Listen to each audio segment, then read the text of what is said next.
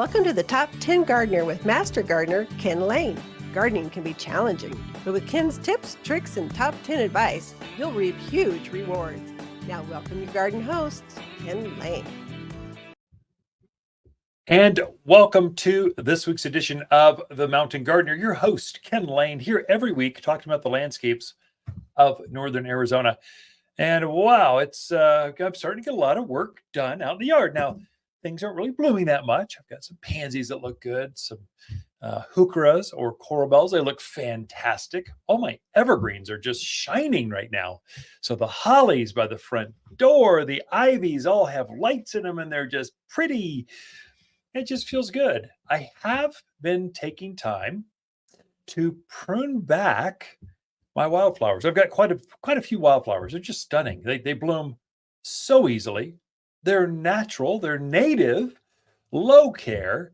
Pollinators are attracted to them, butterflies and bees and moths and all the things that you kind of want in your backyard. But now they're just looking brown and they just look rough. Oh my gosh. They were looking too rough. And the dogs were traipsing through them and bringing things indoors. It was time for wildflowers to be cut back. So you can feel free to cut back wildflowers anytime when they start to turn brown. So they're brown to the ground right now. Most. There's a few things, echinaceas, the gaillardias had some green to them. The mums had a few green nubs to them. But really, I just took a lawnmower over them and just mowed them right down. Here's the beauty of that. For my yard, it's probably the entire backyard. Instead of grass, I've got wildflowers. And so I took the lawnmower and just whacked them back there, and the seeds just start flying everywhere. And they're going to reseed for next year. So if that's what you want, go for it. The messier, the better it is. If you don't want wildflowers, let's say it's up against a rock lawn, you might be a little more careful. Just because they're going to spread those seed out, and they're going to come up over there again. So if you want more wildflowers, weed whacker is a great way to go. Just take that weed whacker, just whack it back and get those seeds flying everywhere, and you will have more wildflower seeds next year as we get cold. So starting December, January, and I'd say now through February is the absolute prime time. It is the best time to spread wildflowers out in the yard. If you want wildflowers for next spring, because they'll start germinating starting in March, and then there'll be a wave of different kinds of seeds. So wildflowers, you're starting those by a wildflower mix. That is multiple seeds in this same mix. I've got one that's just straight California poppies. That's it. But even that has different kinds of or colors of poppies in the mix. Orange is the standard, California orange for wildflower for poppies. Well, they also come in pink and white and reds, and so we blend all those things together. But most of the other wildflowers mixes we've got a Rocky Mountain mix, very showy, big flowers. We've got an Arizona mix, really tough. I mean, like the toughest of the tough. We have a dry mix that is, I never want to care for this thing. It's not quite as pretty as the Rocky Mountain mix. If you can water the Rocky Mountain mix, it'll be bigger, stunnier. It just has more beauty to it, more fragrance. The dry mix has shorter, more drought hardy looking. And then we have our butterfly mix. And so if you want to attract more of those, so there's 4 or 5 different mixes out there, and they'll have up to two, I don't know, at least 1 to 2 dozen varieties of seed in there. And the reason we're doing that, it's prettier, first of all. Secondly, not every year does every wildflower bloom. So if you're just letting them go by themselves, you'll notice some years the verbenas are over the top, and some years it's the poppies. Some years so you'll see these ebbs and flows. You'll see these stunning colors, and they bloom at different times. And so you'll have wildflowers, the poppies will bloom first, and then it's the verbena, and then it's the penstemons, and then so you'll see this wave of flowers. So you get a longer bloom cycle by putting a mix of wildflowers out there. But going back to When is it the best time to prune back your wildflowers? Well, for me, because the dogs were bringing in some of the seed heads, they'd gotten dry, they were sticking their coat, and they were just dragging them in the house. I'm going, okay, that is it. I'm not cleaning up after these anymore. The robotic vacuums can't keep up. And so I went, okay, it's time to cut it back, because that happened this week. You can do the same. If it's not bothering you, hold off. You've got through, I would say January is ideal. You now through January is the kind of your peak window to cut back or prune back your wildflowers. And again, it's going to spread the seeds. Some of you are attracting birds to your gardens. So the birds will appreciate you cutting those back. So the seed will go flying on the ground. They'll be pecking around looking for seed. So a lot of your winter birds, they use that as it's a food source. It's good source of protein for them to get through winter. And so a lot of your summer birds have left. They've migrated out of here. But now your winter birds are migrating in, and they'll spend the time here. So lots of your robins, some of that kind of stuff. So it's time. Another one to look for, because the trees have dropped most of their leaves, pruning can begin now, especially if you see dead wood in your plants. Any dead wood is bad. I mean, it just attracts pestilence. So the bulk of the pruning can be done January, February, first part of March. But anytime you see dead wood in your gardens, any time of year, cut it out of there. It is not good. It's just going to attract more flathead borers, bark beetles, things that just naturally feed on the dead wood. It just creates more pestilence. You kind of want that out of there. And it's a fire hazard. So dead wood is just dry and crusty, and it can be a problem. So I was cutting back. Some of my roses had quite a bit of dead canes in the middle of it. I went, that is no good. It'd been years since it'd been done. It was time. Cut them back, and I was amazed how much dead wood came out of that. Fruit trees are notorious for having some dead twigs, branches in there. Cut that out of there. Mimosas. I noticed that my mimosas or silk tassel tree, that's the one that's it's kind of a shorter umbrella shaped tree. It's got a pink flower that the butterflies just love. Hummingbirds are all over this tree. And so we use them to grow at the base of our deck. So when we're up on the story-and-a-half deck, we could look out and we're watching butterflies right there at the canopy level. Well, some of the branches at lower end had died out. Time to prune those things back. It's pretty easy. Just pruners, they'll snap right off. And so don't allow any dead wood in your gardens. The other one to watch too, if you struggled with, let's say, mildew, there was quite a bit of powdery mildew. The flowers last during the monsoon season, usually August, September, somewhere in there. We had quite a few customers coming in with powdery mildew. The foliage was being coated with this white powder. It looked as mildew.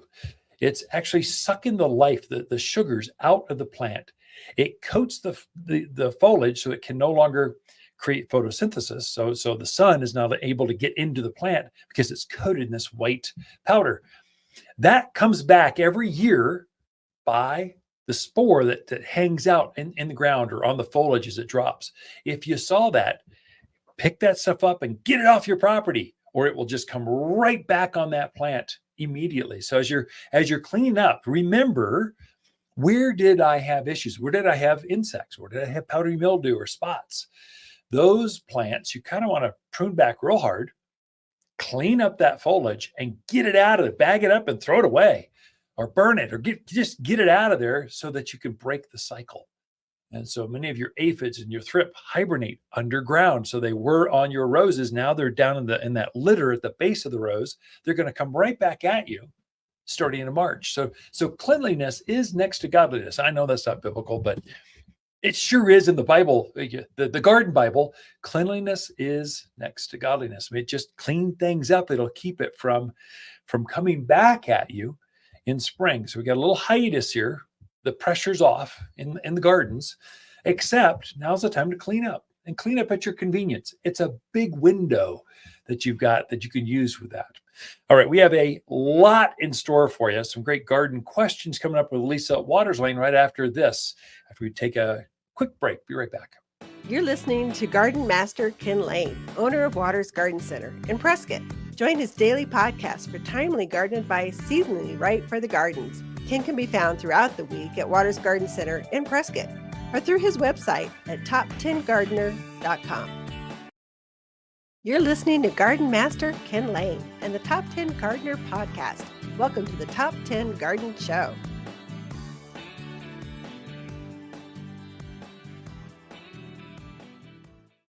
And we are back with Lisa Watters Lain in the studio. She comes each week with your garden questions. Just what are your neighbors talking about in their gardens, and trying to impart some knowledge, just kind of get the Q&A out there. What's everyone talking about? Welcome to the studio, Lisa.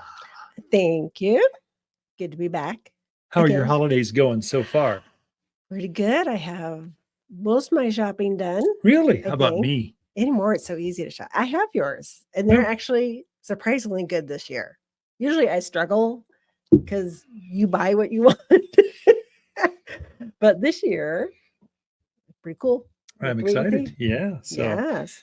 I've got covered in straw here. You are covered in straw. For you folks watching the live on the video piece, luckily it's from just above pants level, so you can't tell if I have pants on, and you can't see all the just covered. And I was unloading, rolling in the straw. I was unloading new fountain statues, containers, and the crew needed some extra muscle. Yeah. Hey, I'll jump in with you, and it was like a 300-pound huge container, very decorative. And it's the way they pack them is all this like this straw looking stuff. And I didn't look until I got on camera. I'm covered. Yeah, you That's can't right. see it. You're Can't fine. see it. Yeah, there you go. Yeah, I saw some cute pieces as I was walking through, going, "Oh, those are cute." Great. Christmassy. We brought them in for the Christmassy kind of the gardeners in your life. If they want a fountain, a statue, something cute to decorate, artistic things in the gardens, this is your chance. Get fresh pickings this week. Fresh pickings. very, very Arizonan saying, pickings. I have no idea where pickings comes from. Oh, so what are the garden questions people are asking right now? Well, we do have a few. First one is from Sandra in Prescott. She's growing a Japanese maple in a large container. She wants to know, does it need winter protection, and how often should she be watering it through the winter? Great question, Sandra. So we have a couple, we have 3 Japanese maples we grow in containers on our patios, a couple in the back, one in the front. Japanese maples are a smaller tree, so it looks like a maple, traditional maple leaf, but just smaller. Here in Arizona, they grow in the shade, more shaded areas. They'll take some sun, but that midday in June, they're not going to like that. So more the north sides, that kind of stuff. Now, they do take the cold. They go down to minus 40 degrees, some crazy cold we'll never see. It's not about the cold. It's about the dry. If they get dry in winter, the tips will kind of burn back. So I would say you don't need to protect them. You don't need to cover them with burlap or all kinds of crazy stuff you read on the internet. You don't have to do that. The secret is water. So her second follow-up question was, how often should I water? Yeah, about once a week. Probably enough. And here's the insider tip. If you hear the weatherman going, oh, it's a cold one, a storm's coming, oh my gosh, it's going to be so brutal, and then we get like a half inch of snow afterwards, say before that event comes, before the cold hits, water your plants. So a hydrated plant, especially Japanese maples, will go through that cold like it was nothing. If it's dry, it's kind of counterintuitive, but if it's dry, it can't keep the antifreeze going up and down, flowing up and down the structure of that plant, and you'll get the tip burn. So it can actually kill the plant if it goes bone dry and you get down to single digits. So keep them hydrated. That's the only thing you have to do, and then that's the only thing you have to do. Sandra, it's too easy. So keeping them hydrated. Is that once a week? And once a week. Okay. No, once a week. Did you say that? I said once a week, or right before a real cold event happens. Right now it gets down to freezing, but that's not cold to Japanese maples. So when we drop from 32 down to 9, because the storms from the north is coming, water it, and that will greatly increase the health of that plant. Keep them healthy. Sure. Okay. Next question is from Tammy in Prescott Valley. She has geraniums that have suffered some from the cold but are still alive. She wants to know if she can winter them over inside. Oh, sure, Tammy. Absolutely. You sure can. In fact, you should have done that a month ago and they wouldn't look rough. So geraniums will go down to the mid 20s, something like that. And then they get vaporized. If they go below mid 20s, they get killed. So I would say trim them back, take the weight off of them. They kind of have a mangy, kind of rangy look now because they've been growing all season. Cut them back. I would say water them, deep soak them, like water them until water is coming out the bottom because you do have worms and things in the pot. If they've been outdoors, stuff is living in the soil. Try to flush them out. It's kind of gross what comes out the bottom of the holes. And then I would come into the garden center. We've got a systemic granule. It looks like fertilizer. You sprinkle it on the ground, and then it takes out any other ants, worms, centipedes, millipedes, fungus gnats. It takes all that stuff out. So you sprinkle it on, water it in again, and it will sterilize the soil. So you're not bringing spiders and things into the house. And then the plant will actually absorb some of that systemic, and it will keep mealyworms and all these other nasty things that can come inside with you, kind of protects it or inoculates that geranium while it's inside. And then probably by next end of April, you can take it right back outdoors again and enjoy it again. I had one customer, every year, so disappointed in him. Roy, I'm so disappointed in you. He cuts his geraniums back hard. I mean, just like shaves them right back, puts them in his crawl space where that dirt area underneath your house, puts them back there. It's dark, no sun, just throws them back there, forgets them, brings them back out in April, waters, fertilizes them, and they come back strong. He's got like a couple-year-old geraniums out there. That's genius. If you did that, it's basically letting them go dormant. Yeah, it's totally dormant. Yeah. Or you bring them in, you kind of treat them like a house plant through the winter. So they'll probably bloom. Yeah. Tammy, if you bring that indoors, you fertilize, where you're getting your systemic granules to keep the bugs away, get a bottle of the flower power. It's a water soluble. It's a special food we make for flowering things. Greatest houseplant food ever. But geraniums love it. Give it some of that. And it'll probably be in bloom. And by the end of the year, it'll probably bloom again for you. Yeah. Okay. Our last question, I think we have time for, is Jim in Prescott. He has a wildflower patch that has obviously died out, done its thing, gone dormant. Wants to know, should he cut it back or wait to cut it back? And then also, does he need to water that through the winter at all? Yeah, good question. So who was that again, Roger? Jim. Sorry, Jim. Jim from Prescott. Got it. Cut them back whenever you want, whenever you feel you want to get some sunshine out there. If you don't, the snow is just naturally going to make it kind of mat down as we go through winter. Birds will peck through it and look for it and stuff. So you can prune it back at your convenience whenever you feel like. Do you water it? Should you fertilize? Should you care for it through the winter? I would say it is good to fertilize it. Not so much right now. I would say into February, fertilize it with the all-purpose plant food. That is going to encourage additional seed growth. And if you really want, if you want them to go crazy, if you want flowers like you've never seen, give them the all-purpose plant food. So while you're spreading that out, also give it humic. Humic is humic acid. It helps seed germinate and get deeper roots. And so if you get deeper roots from your new seedlings next spring and you fertilize them, you're going to have people are going to be walking by going, wow, Jim, how did you pull that off? That's crazy. How do I do that? Well, I listened to this couple on the airwaves. They call them the Mountain Gardeners, and they just told me to fertilize it with humic and all-purpose plant food. And you get this, voila. And that's what we do I've got a couple patches. So we do, and it's just what it's the picture. It's what you envision wildflowers should be. That's what they are, because we do those two things. You do it right before they germinate in spring. So you're going to start germinating sometime in March. So do it the 1st of March into February, and you'll have a great pass. Water. Don't water very much. Maybe water them a couple times a month. If it's been dry, because we get some real dry spells, that'll keep the roots. They're hibernating underground right now. A good wildflower patch is a perennial. So roots are hibernating. They will come back next spring. But if you watered them couple times a month, and if you get a nice snow, cut one of those out, they'd be super happy with each other. So that's how you take care of wildflowers. Okay. Great questions this week, folks. All right, Ken and Lisa Lain, the Mountain Gardeners. Be right back after this. Okay, maybe after the same white elephant exchange, it's time to start a new holiday tradition. A living Christmas tree from Waters Garden Center can be decorated and enjoyed for a lifetime, not just a season. When the holiday festivities end, gather family and friends and plant your tree together for years of enjoyment. Guaranteed. As your family tree grows, have a tree grow with your family from Waters Garden Center in Prescott. You're listening to Ken Lane, aka the Top 10 Gardener. Ken can be found throughout the week in Prescott at Waters Family Garden Center. Listen daily as he answers the top 10 questions of the week, streaming on Apple, Google, Spotify, or wherever you download your podcasts.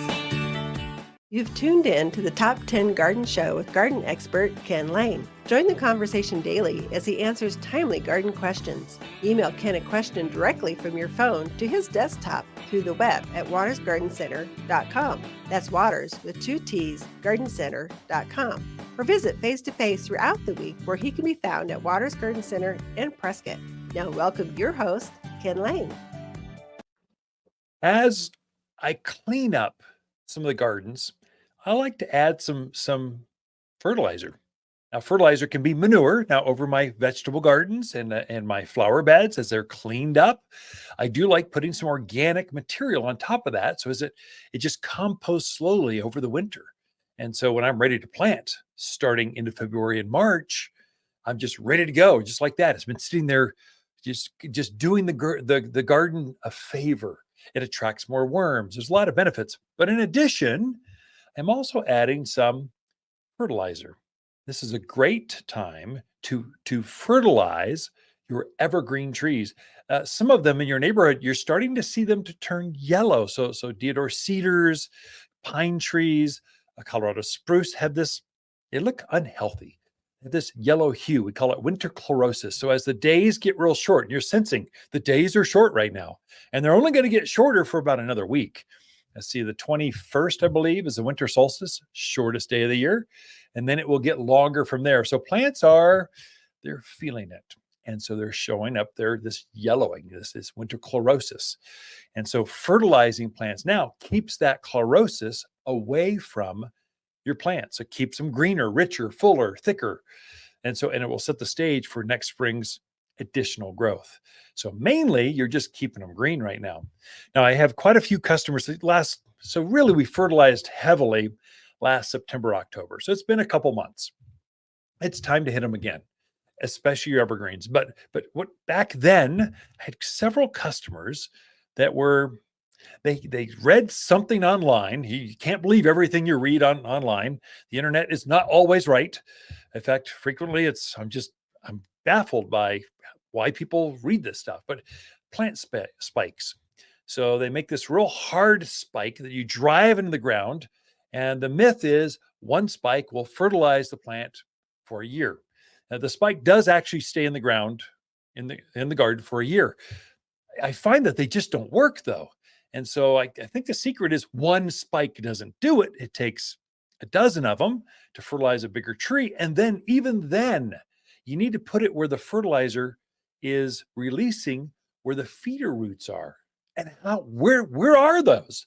And so you never find the right spot. And so I've tried several years. I tried them. I mean, that'd be great. The magic bullet, get the right spike in the right place, fertilize for a year. I'm done. Once I'm done, I'll pay almost any amount to get rid of work and just do it once. But it didn't work. The plants suffered. They weren't thick. They were yellow and they didn't have big leaves. They were small. They didn't flower as much. The fruit wasn't as big. Plant spikes, it is virtually impossible to get them at the right spot where the roots can pick up all that nutrient. And so I just stopped selling them at the garden center. I said, if I'm going to offer gardeners a product, it better work. And so I was trying it myself. This plant spikes don't work. Liquid fertilizers like Miracle-Gro, Peters 2020. These you add a scoop into a gallon of water and it fertilizes plants. Those are pretty good for raised beds, for containers, for houseplants. terrible for plants out in the yard. If you're going to fertilize your trees and your shrubs, your vines, your perennial flowers out in the yard, use a granular fertilizer. And I would say use an organic granular fertilizer. All natural foods are much better. You don't want to eat processed food, ultra high processed foods, nor do your plants. And that's what a chemical-based fertilizer is. Your Scott's Turf Builders, all these fast released chemical fertilizers. It's not as good for your plants. It burns off the worms. They don't like it. Your beneficial things that live in the ground that do your plants a favor, it damages them while the plant grows. You're much better off using organic fertilizers. And so we make a 7-4-4 all-purpose plant food. It's cottonseed meal and bird guano and some other stuff in there that just spread it out there. And as the rains and the snows hit, it just releases a little bit over a very long period of time. And that's what plants want. And then we juice it with some iron and some sulfur. That's what's going to keep your plants green. So your evergreens, your spruce, your junipers, cypress, cedars, firs, all these evergreen plants, the hollies, the red tip photinias are notorious for turning yellow in the winter. Fertilize those, it will keep them green, and you'll get a much better red growth. There's red-tipped photinia. The new growth is red as it grows, big shade. It's like a screening plant. Grows 10 by 10 by 10 or even bigger.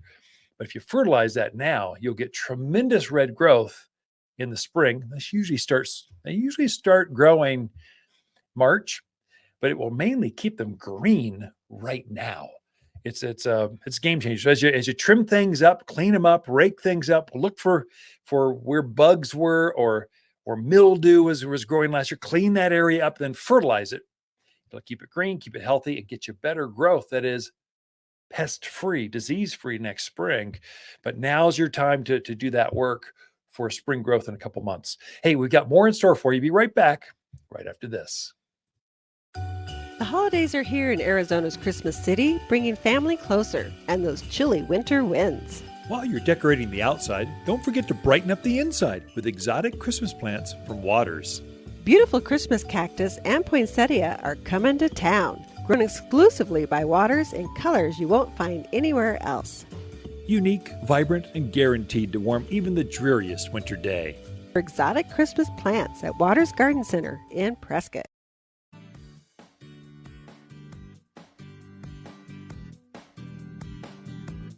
The Top 10 Gardener, your source for timely garden advice seasonally correct for the garden, guaranteed to make a difference in your yard this season. You've tuned in to the Top 10 Gardener with garden expert Ken Lane. Join him daily as he answers timely garden questions that are sure to make a difference in your gardens. Now welcome your host, Ken Lane. And we are back with Lisa Waters Lain in the studio. We give this segment completely to her. I try not to jump in or say anything so that we can get more garden tips, tricks, and advice, insider scoop on from a woman's perspective, my gal's perspective, another master gardener here at the Garden Center. Welcome back to the studio, Lisa. Thank you. Good to be here. Beautiful day. Beautiful time to be in Prescott. It's sunny. And the surrounding areas. Yeah. I call it the Central Highlands because it's Sedona is the same as Camp Verde, is the same as Cornville, the same as Skull Valley, Paulden, Prescott, Prescott Valley. We're all kind of the same. So this advice just is good. So the plants go here, the same planting technique. It's the same. So that's why I think the reason we have so many people from the other side of the Mingus Mountains, the Mingus Mountains, potato patch, is people are coming over to get Trader Joe's and Costco, and then they stop by the garden center to get tuned into the show. They get a poinsettia or whatever. How do I plant this tree? But the pine trees that grow here will grow there. The lilacs that grow here will grow there. The pansies, the tomatoes that they grow here, they grow there. And we're about the same zone, same season, same everything. Yep. Very true. So what kind of garden tips you got for us? Well, What you gonna share and part? last week we were talking about poinsettias, where they came from, how did they become a Christmas plant? Yeah. And we kind of briefly touched on Christmas cactus, but we didn't really hit on it too much. But one thing we did say, we were like, well, is Christmas cactus really a cactus? And we Remember? said We said no, no. but we were wrong. Oh, really? It truly is a cactus. It A truly- Opuntia or what? It's in the genus family of cacti. There we go. I So learned something. it is technically a cactus. Cool. Which I did not know. No, it's not like a prickly pear. No, you can't grow it outside. It actually originates from the central coast mountains of Brazil. Oh, there you go. So- Amazonian. Really? So kind of high. It likes kind of the higher altitude forest areas where there's moisture. So they actually, in their native environment, grow kind of like almost like an air plant, where they're on trees. They grow on trees, Neat. Like an orchid, right, or on moist rocks. So they don't really put out roots into the soil in their native environment. They do here. We grow them in soil. But it truly is a cactus. So we learned something. We did. Yes. So did our listeners. You see, that's the reason you tune in every week. Right. There we go. Been doing this for decades. Mhm. We just passed our 650th upload to Podbean. Really? So to our podcast. Cool. And we're almost at 100,000 downloads. So it's like Wow. people are gaining traction. And we're starting to have other, PR companies going, hey, they got something going on. We should go try to ask them for money. We can scale this for you. I don't care about going national. I only care about us here. The Central Highlands. It's just us in the Central Highlands. Yeah. Yeah, there we go. Otherwise, it'd be work. This That's is just right. fun. This is fun. If you turn into work, it won't be as much fun. So back to Christmas cactus, Sorry. which truly is a cactus. So here like I said, inside, they don't need a lot of water. You water when the top inch or two is dry, then you get water on them. They don't want it to be constantly wet. Once a week? Once a month? Going to depend on your home somewhat. So I hate to tell people a specific. Twice a month? Because some of it's the soil. I like to use the stick your finger in the soil test. Oh, moisture meter. Yeah. Okay. Tools make gardening easy. And if it's dry, you water it. Bright room. Definitely, but super easy to care for and live 50 years or more. Yeah. I mean, there's Christmas cactuses that great grandma had, and they're super easy to take a slip off of and restart to propagate another one. So that's what a lot of families do. Someone has great grandmas and they all give slips to somebody and move them on, but super easy plant to grow. Little bit more of a challenge to try to get it back into color again. But there's actually, which we can discuss that later. That's kind of another part. But there are basically three kinds. There's the Thanksgiving cactus, which blooms at Thanksgiving. The Christmas cactus, which actually blooms at Christmas. And then there's an Easter cactus, which blooms in usually March to April, somewhere in there. Are they different ones, or they actually naturally bloom at those times, or they program them to bloom? They actually naturally bloom at those times. Wow. And a lot of so the question is now, and they think that the Thanksgiving and the Christmas cactus, they've interbred them so much, hybridized them, that they're kind of the same now. So the botanical is Schlumbergera. Say that 10 times fast. Yeah. Which is some guy's name who kind of found them in Paris. It's a whole long story. Kind of got boring, so I ignored it. But there's only maybe 16 actually varieties of Christmas cactus out there. So, but they just naturally bloom at different times of the year.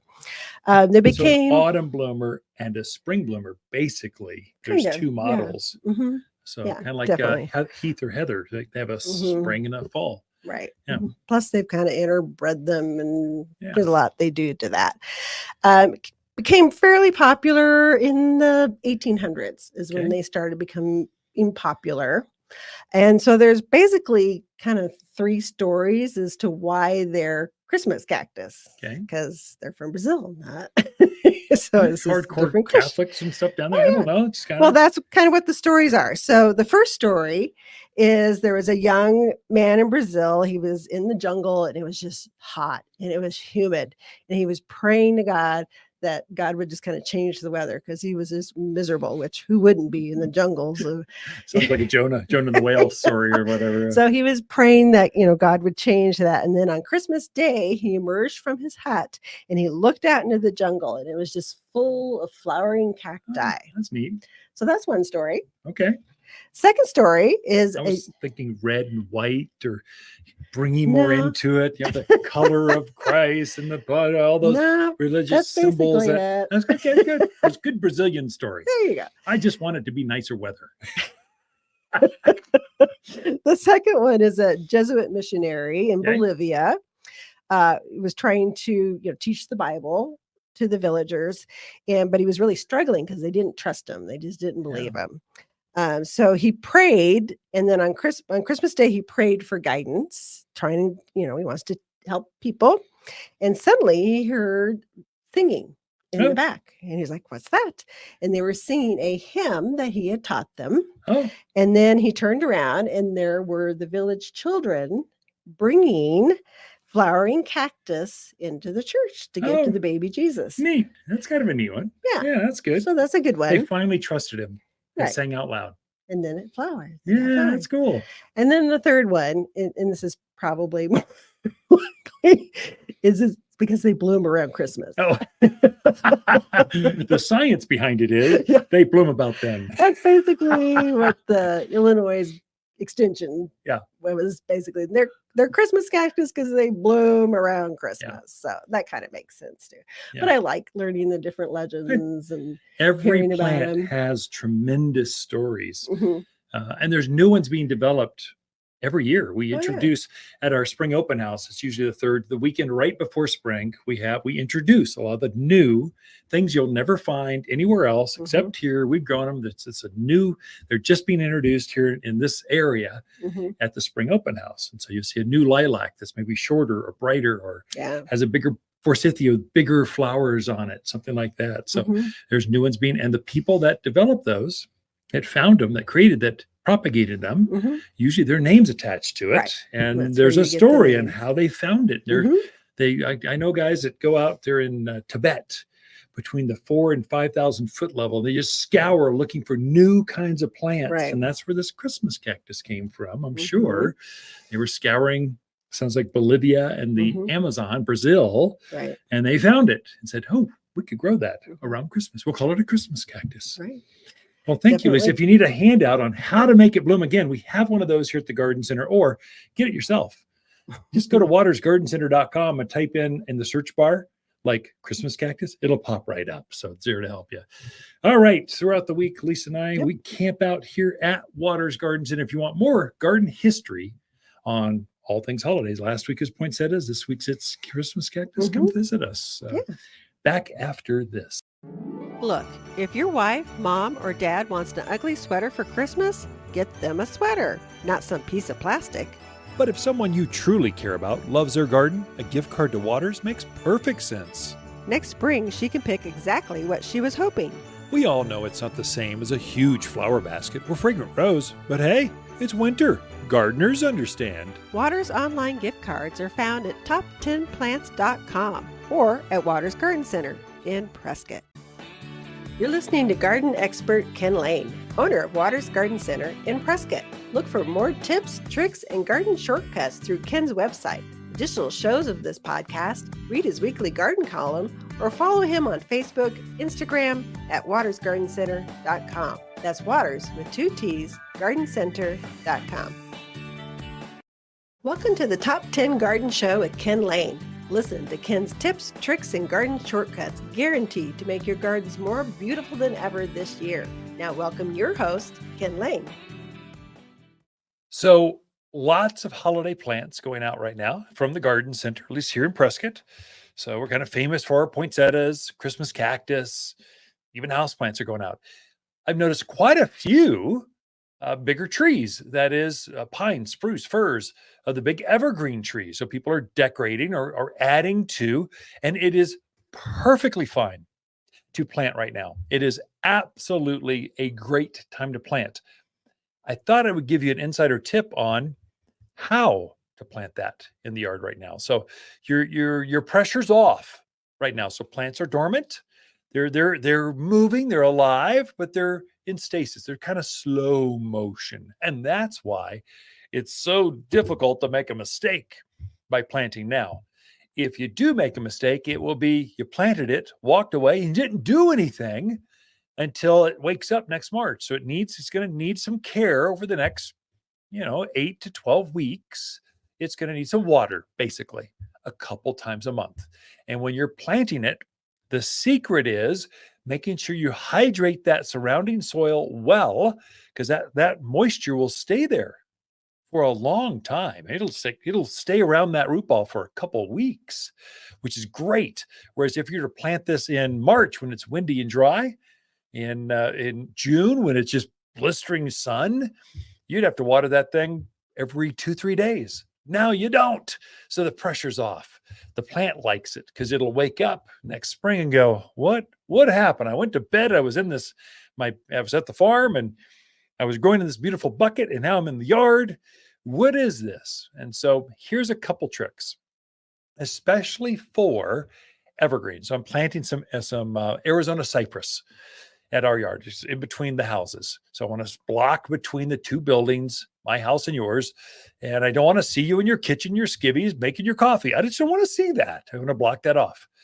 And so we're planting some Arizona cypress, the fastest growing of the thick, kind of juniper looking types or native looking evergreens. They grow up about 20 feet tall, 12 feet wide. It's perfect for a fast growing screen. And if we plant it now, let's say a nice 15-gallon size, 6, 7, 8 foot tree, it's going to grow even more next spring because it's going to root out some and it will just wake up and go, it must be okay. I'm going to grow right here. So I'll get more growth next spring by planting now. Here's how to do it. When you're planting, whatever it is, whatever the size of the bucket is, that's as deep as the hole needs to be. You do not need to go very deep. You're going wide. Roots go sideways. There's nothing down there in Arizona soil, especially elevation. There's nothing down there for them. They're not going to go after more caliche and rock, and there's no soil. There's no richness down there. We're not in the Midwest where you've got 6 foot of topsoil. They just have more rock layers down there. The roots go sideways in search of more nutrients, more water around the yard. They're going to search out looking for things. And so if you know that's how the roots are going to grow, encourage that. Just go all in. The same depth as the bucket, 3 times the width, kind of saucer shaped. That's the shape of your hole, planting hole. When you dig that hole, when that soil comes out, if you get any debris that's bigger than a golf ball, that has to be screened out, has to be screened. You need to get rid of that junk. It's just going to heat up in summer. I know it's cool now, but it's going to be hot. Those big particles, a big chunky rock doesn't hold enough water molecules to kind of keep things moist. And so you want to screen that stuff out of there. Old roots, they just sit there and compost in the ground. You don't want that. It robs the nutrients. It'll take nitrogen from the tree you're planting in order to feed the composting roots and weeds and that kind of stuff. You don't leave that stuff in the ground. Get it out of there. Of course, boulders, rocks. Some of you live on the rock piles. I don't know how you dig a hole up there. So by the time you get done digging a big boulder out of there, there's no soil left. So you might have to bring in some topsoil. We sell topsoil by the bag. So it's for that reason. And so, but dig your hole. If it's ideal, you don't have to screen it very much. You just amend what's left over with some compost, so premium mulch. So we do make a composted bark product that looks real rich. It looks like coffee grounds, only a little bit bigger. So you want to add some more organic into that surrounding native crummy soil. You're not going to dig out nice stuff. It's going to be crummy. Blend about 25% premium mulch to your native soil and blend that together. And that's what you're going to use to backfill around that root ball. So as you blend that, if you hit a rock or something and you need to use a little bit more mulch as filler, go ahead. You can go up to about 50-50. After that, it gets too rich. And there you need to really get a bag of topsoil. So, but most of us, we can use about 25-30% mulch to our native soil, blend that together. That's going to loosen up that native soil so it doesn't compact back down so the roots can get through it faster. And it's going to hold the moisture in around the root ball through the winter. And it's going to attract worms. So the beneficial things that are attracted to the richness of your soil, it's going to bring them in. And so those are all good things. So you're going to take that plant out of the bucket, loosen up the bottom roots. Rarely, I mean, you should not buy a plant that's root bound. That is where the roots are going spiraling round and round and round. That's an old plant they couldn't sell last year. So it's a carryover, a leftover, and they're still trying to get it to you. Many times they'll be cheaper priced. They'll be because they're leftovers. They're getting rid of them. But once a plant's roots start growing round and round and round like that, they never stop. I know they say to root prune it, and that's what you have to do if that's the case. But even then, when you prune that wraparound root, it just knows that's what I got to do. I'm wrapping around. It just keeps growing that way. So just try to, if you do see that at the bottom a little bit, just loosen them up a bit. Keep the root ball intact, but loosen the side roots a bit, not a lot, just a little bit. Then you gently put it in the ground. Take that mulch and native soil, wrap it around, just kind of pack it in around that root ball to keep it upright. And that's what you do. What I do before I put the plant in the ground, because I want to hydrate the surrounding soil. If I'm going to plant these new Arizona cypress, I'm going to have my hose out there. I'm going to hydrate that soil in the root ball to kind of that before I even put the root in the ground. I'm going to fill that planting hole up halfway with water. Not to water the plant that I'm going to put in there, but to water the surrounding soil so it doesn't wick water away from this new plant I put in the ground. That's what's going to ensure that plant stays moist for the next couple of weeks. So I'll fill it up halfway with water. I'll set my plant on top in the water on top at that hole. I'll backfill it with the mulch and native soil. Then I'm going to sprinkle a layer, a handful or two of all-purpose plant food. Then I'll top it off by watering it all in at the very end, kind of making sure everything is hydrated, and you're pretty much set for a couple of weeks. Now, here's the insider tip. Our snows to come can be very heavy. And so especially on fast-growing deodar cedars, very fast-growing Arizona cypress, these things grow. They just grow so fast, the wood hasn't solidified. And so these heavy snows come on, they're lighten up on these branches, and then they just weep. They fall over almost. So staking your evergreen trees, especially spruce, pine, fir, cypress, cedar, junipers, all these evergreens, stake that. So as the snows come, the plant doesn't load up with 100 pounds of snow and then fall right over. The root hairs will continue forming slowly, but they are still rooting. So it'll keep you from breaking those as it goes over. It won't kill the tree, but why come back out and have it after heavy snowstorm, have to prop it back up? So staking is the secret for this time of year for trees and shrubs, mainly evergreens that you're going to have to do that with. It's a game changer. Next year, you could probably cut that off. The stakes only need to stay on for about a year. And then once that new ring of growth forms, it's going to solidify. The roots are underneath it. And it will stand up straight in even the most ferocious of snowstorms. So that's kind of the insider tip. A lot of folks go, this spruce is heavy on its own. It is, and it will stay up by itself until it gets 100 pounds of snow. Then it flops right over. So to stake it, 2 stakes on either side, just tie it once. Just one, we make a V-strap with some wire, just holds it upright, and it's just going to take the pressure off, keep that plant from just flopping over under the weight of all that wet snow. It's mainly going to happen February, March. Those snows are pretty heavy. That's how you plant this time of year. Mulch, food, nice same size hole, 3 times the width. And it's that easy, really. Water it a couple times a month, and you're good to go. Be right back with more after this.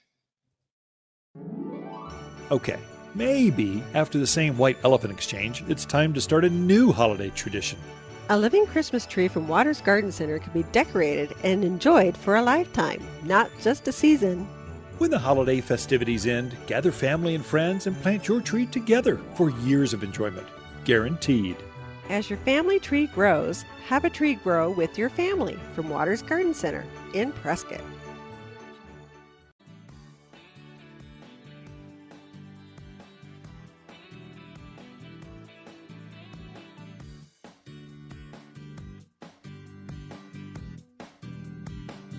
You're listening to garden expert Ken Lane. He can be found throughout the week at Watters Garden Center in Prescott.